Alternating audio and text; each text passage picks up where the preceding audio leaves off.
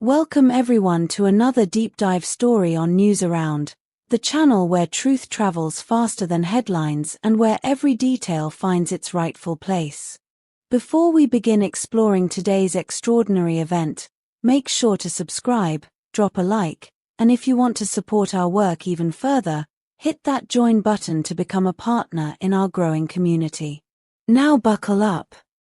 Because what unfolded under the blinding lights of an international press conference has become one of the most talked about moments of the year.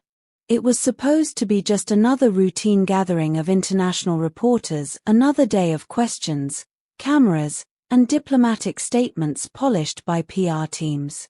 Yet the moment Can Yaman stepped into the room, the ambience subtly shifted, as if the air itself had tightened around the anticipation of something unusual.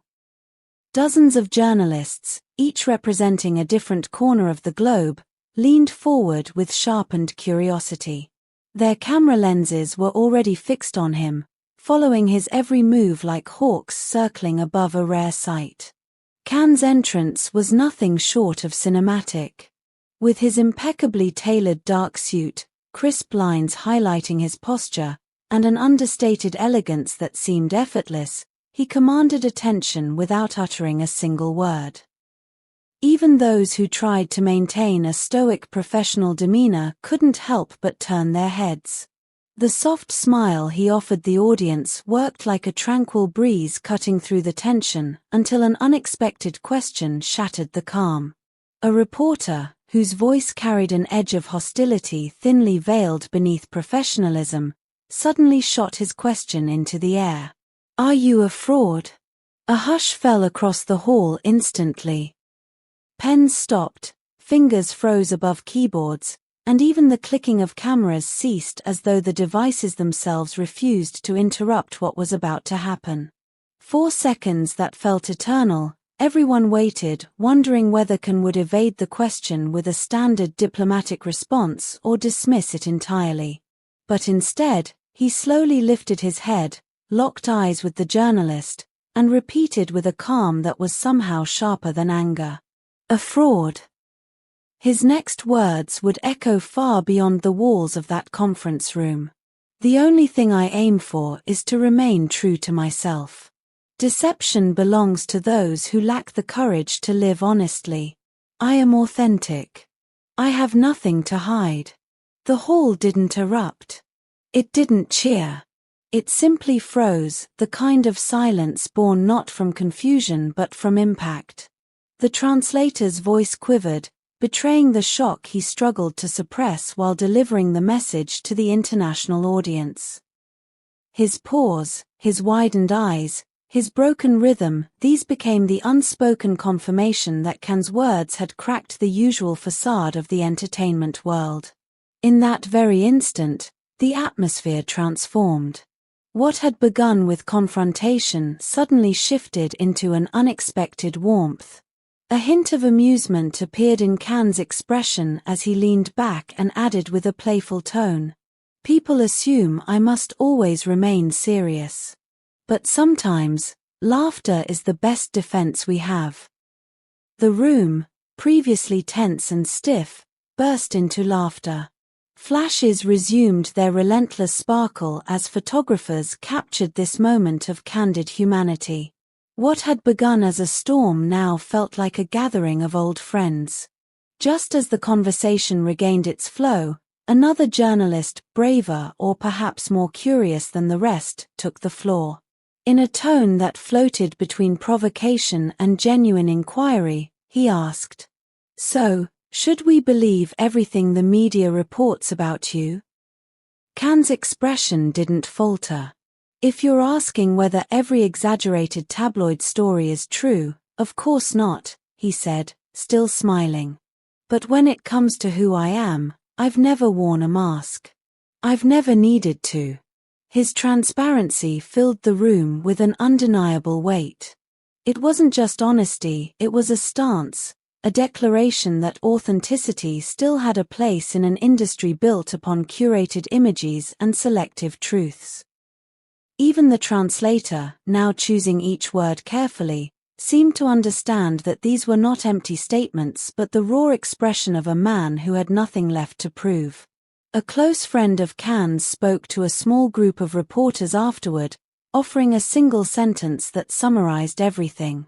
"That is exactly who he is. He speaks openly, without attacking, without pretending, just, truthfully. And that's why people either adore him or fail to understand him." In a world where image often overshadows substance, Can's unapologetic authenticity has always set him apart. His willingness to stand alone if necessary, yet never harm anyone in the process, is precisely what makes him such a magnetic figure today. Later that evening, as he exited the hotel surrounded by flashing lights and an avalanche of questions, someone shouted, "Can, do you regret anything you said back there?" Without a moment of hesitation, he stopped, smiled widely, and replied, "The only thing I regret is not having embraced my true self sooner." Those words didn't just summarize the night, they encapsulated the essence of the man behind the fame. While the city was wrapped in the bitter cold of midnight, newsrooms across continents were blazing with urgency. Editors demanded rewrites, analysts scrambled for commentary, and broadcasters prepared special segments.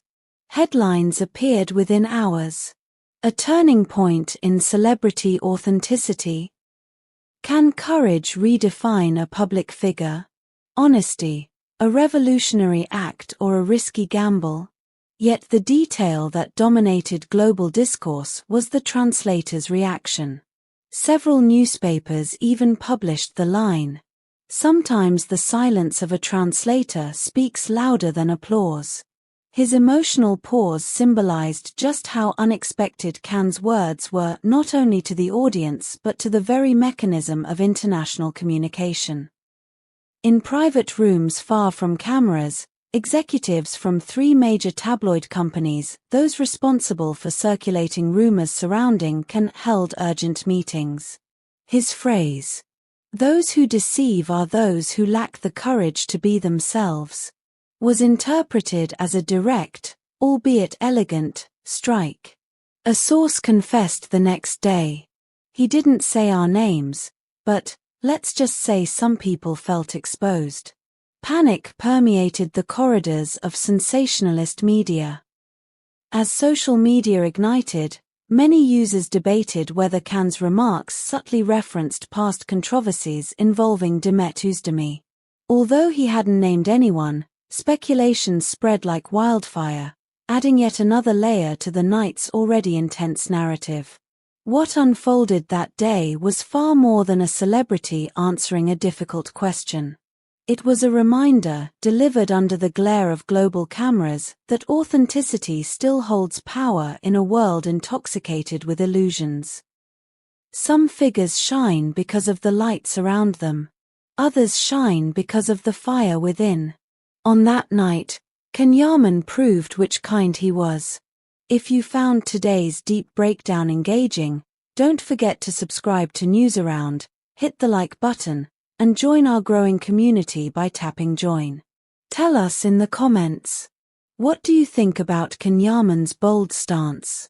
And which Turkish celebrity would you like us to cover next? Stay tuned.